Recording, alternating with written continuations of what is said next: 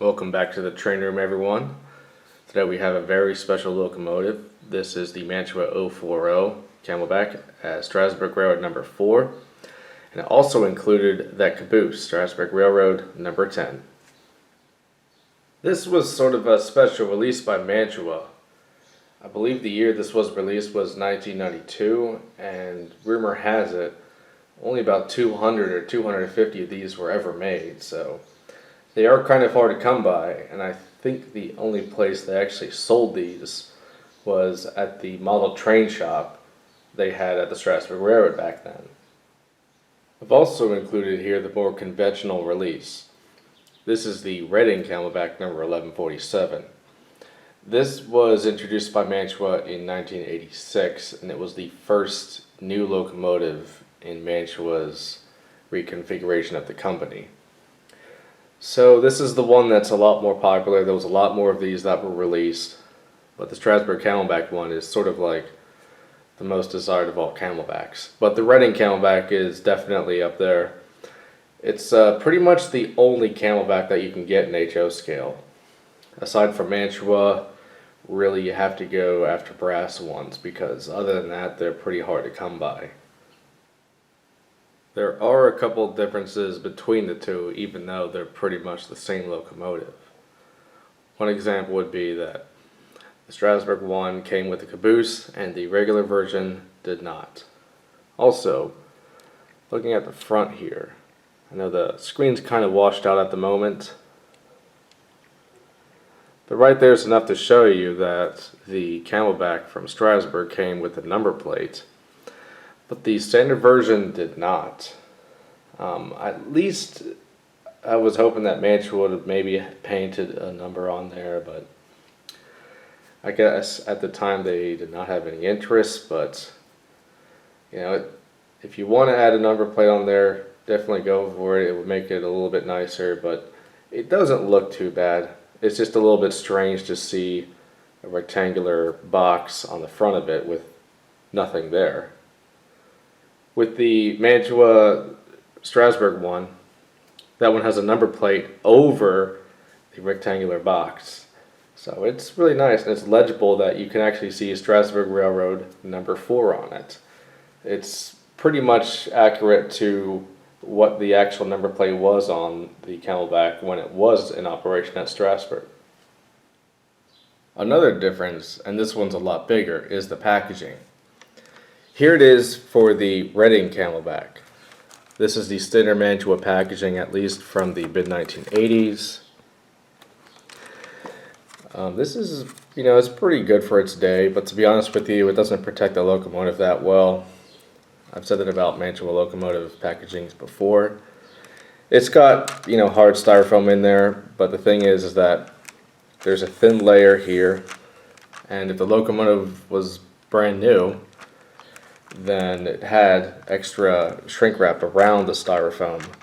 But once you open up the locomotive out of the box and you want to put it away, this thin layer, as well as this really thin piece of cardboard, is really the only thing protecting the locomotive from the outside elements, at least from side to side.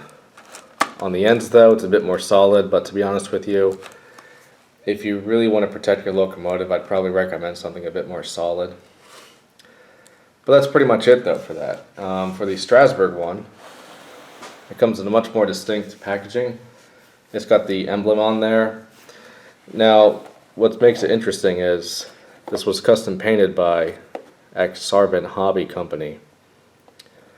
I don't know too much information about them because there really isn't much information about there on the interwebs. And this is actually series number 1, set number 1A.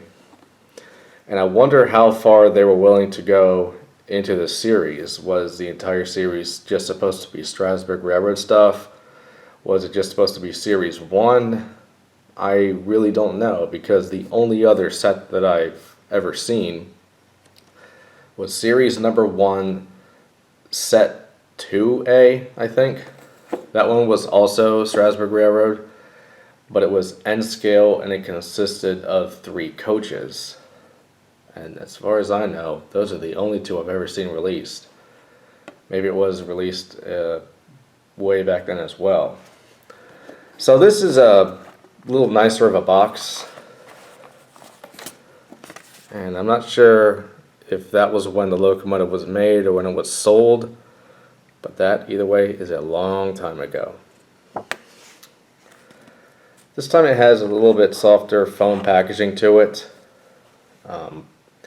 It's okay, but again, you have a very thin layer of cardboard that protects it.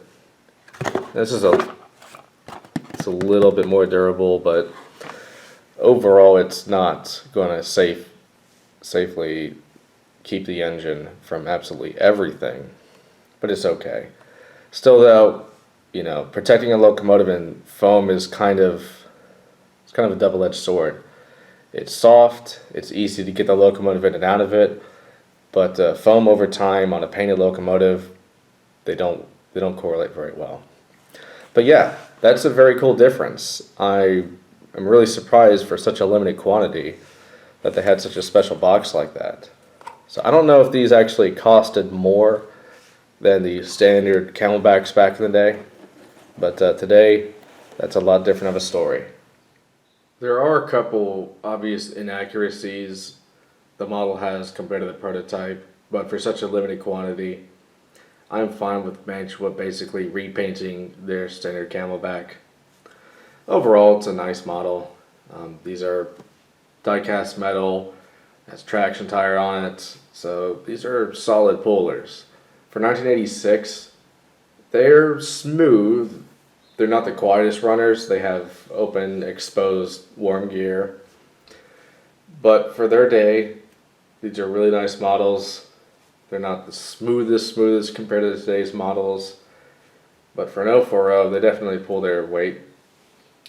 The Strasburg one, I really can't tell you a price on them because they're so limited in quantity. So when they do come up, they definitely go a lot higher on average than the standard Camelback from Mantua. I definitely recommend the Reading one. It's going to be a lot lower in price. It's pretty much the locomotive that Mantua based their Camelback off of, except for that unpainted number plate. I think it looks really good overall. They really are nice models. It's nice to see that Mantua came out with like really specific models rather than just having a generic locomotive and slapping any scheme on it. So really good on Mantua for that part. I really hope that someone releases a Camelback again soon. I purchased this locomotive 8 years ago from a former Strasburg Railroad employee, so not only was this locomotive purchased from the Strasburg Railroad shop, but it also has stronger ties with the railroad itself. There's also another one that I've seen from the Strasburg Railroad Model Train Club. I'm not quite sure what the actual name is, but they have one of these part of their HO scale rendition of the whole railroad. So it's pretty cool that they recreated everything. So they included this, and at least I know that's at least one other one that I've seen. Very few else I've seen were just listings online. So really, I haven't actually seen this anywhere else on YouTube. It is a nice little model. To those who aren't familiar with the locomotive, don't know much about Strasburg Railroad, they think that this is kind of lame. It is a very small locomotive. It's not really the most famous steam locomotive by any means, but I'd like to think of it as a small locomotive with a large cult following, as it especially became really popular the further it's been since it last operated. It's not a big boy or an E8, but it definitely is a locomotive that can really attract people, especially those who know the history behind this locomotive. In more recent relevant news, the Camelback has actually moved out of Pennsylvania. It's in Ohio now. So even if they did restore the locomotive into operation, there is a very, very, very high chance, and I probably mean like a 99% chance, that it will never bear this paint scheme ever again.